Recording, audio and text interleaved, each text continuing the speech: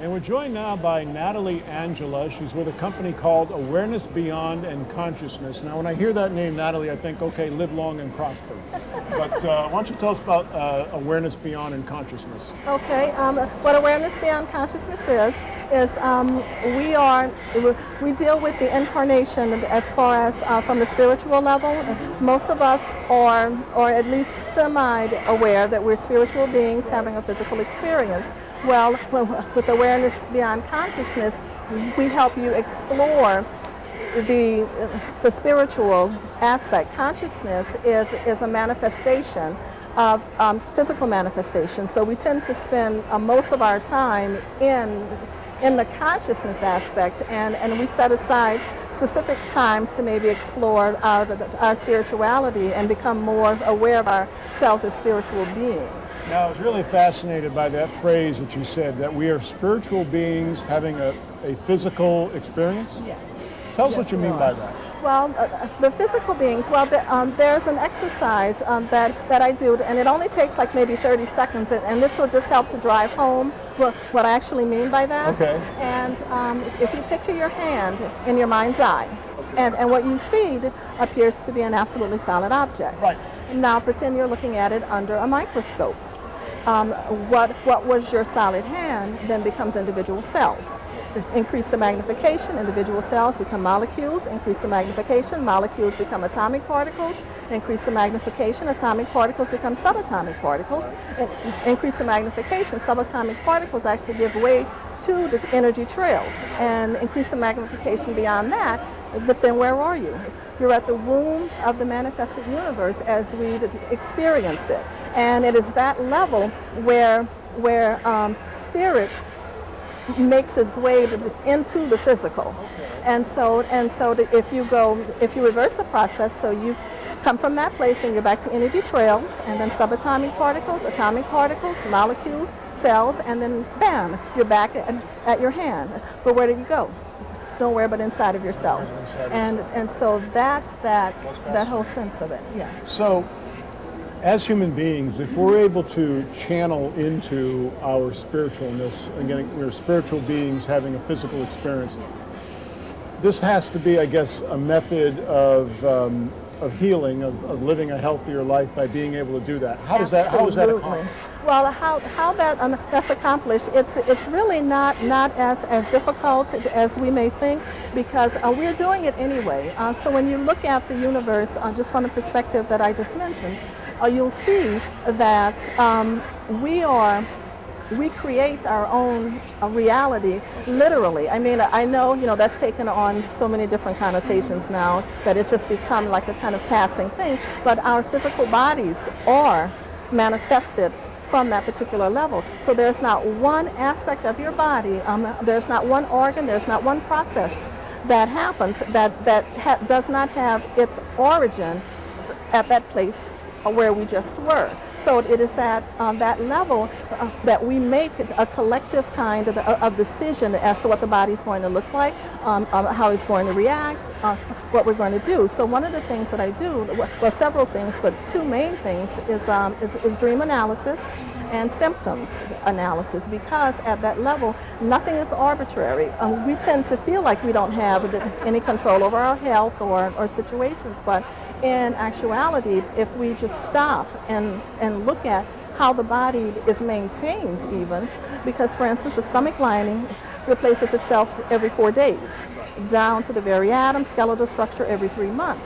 So when Dr. Bruce Lipton, he does this really, really cool thing in his book, The Biology of Belief, where he actually shows you as a cellular biologist just how much our perceptions played into what our bodies actually do.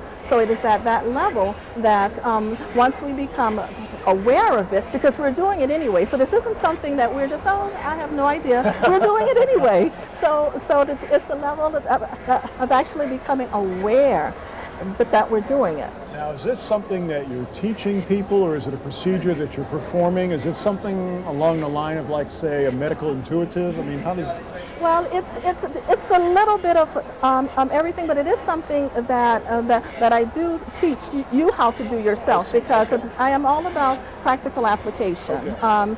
because it's really nice, you know, to have someone like me I've been studying this stuff over 30 years now, Okay. and from various different perspectives, but it behooves you.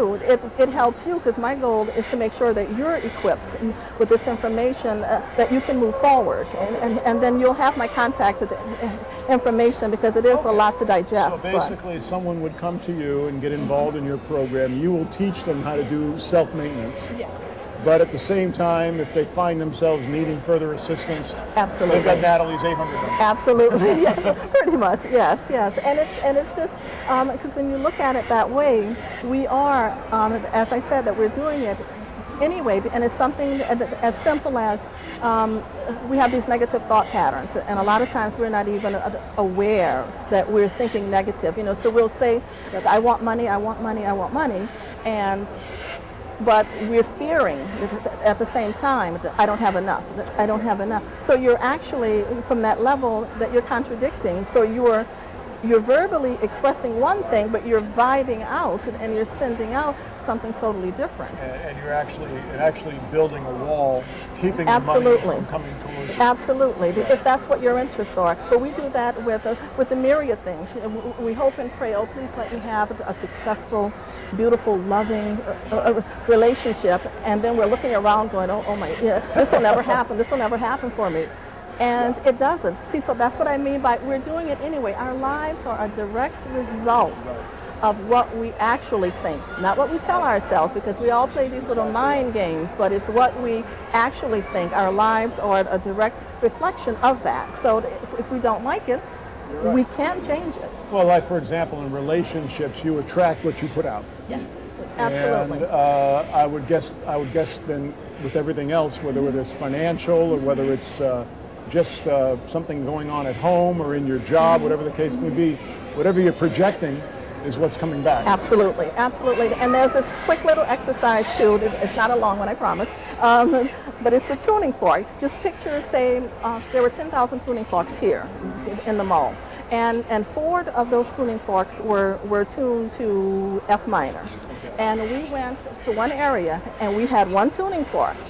And it was tuned to F minor as well. And we ding that tuning fork. The only ones that are going to ring are the ones who are also tuned to F minor. So it seems like it's a random occurrence because, well, then that one over there rang, and this one rang, and that one rang. There doesn't seem to be a method to the madness, but there is, because what you vibe out is what you attract. So it's seemingly random, but when you look at it from just a tuning fork, so these things are really simple. It's not as complicated as we think sometimes. And it's easy to understand if it's presented practically with those types of exercises, because again, it all seems just absolutely arbitrarily random, when in actuality it isn't. We're talking about spiritual awareness consciousness. Our guest is Natalie Angela. Natalie, it's such a fascinating conversation. We could do 3 shows on it. For people who want more information, where can they get some? They can visit our website at abcacim.org/blog. And you can sign up for the blog, and if you can ask me questions, we could schedule the events. I'll be having online events and seminars and things like that. But Spiritual Awareness Consciousness, Natalie Angela, thank you so much. Fascinating. Thank you, Don. It's a pleasure. Thank you.